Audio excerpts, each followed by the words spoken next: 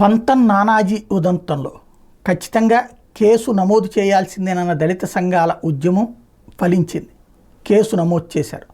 అదే సందర్భంలో అది బెయిలబుల్ సెక్షన్స్ పెట్టి వదిలిపెట్టారు అంటూ వైఎస్ఆర్ కాంగ్రెస్ పార్టీ రాసుకొస్తుంది, వాళ్ళ అనుకూలంగా ఉన్న మీడియా. ఇక్కడ పాయింట్ ఏంటంటే నానాజీ చేసింది ఖచ్చితంగా తప్పు.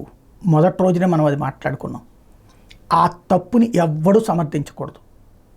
ఇక్కడ ఎవడో చెప్పే తప్పుడు మాటల్ని వినేసి వెళ్ళిపోయి ఏకంగా కొట్టడానికి వెళ్ళిపోవడం అంత దుర్మార్గం మరొకట్లేదు.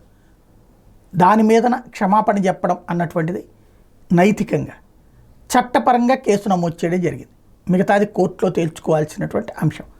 ఇక్కడ పంతం నానాజీ పంతం పట్టింది అక్కడ ఉన్నటువంటి ఆ స్థలంలో తన వాళ్ళు ఆడుకోవడానికి.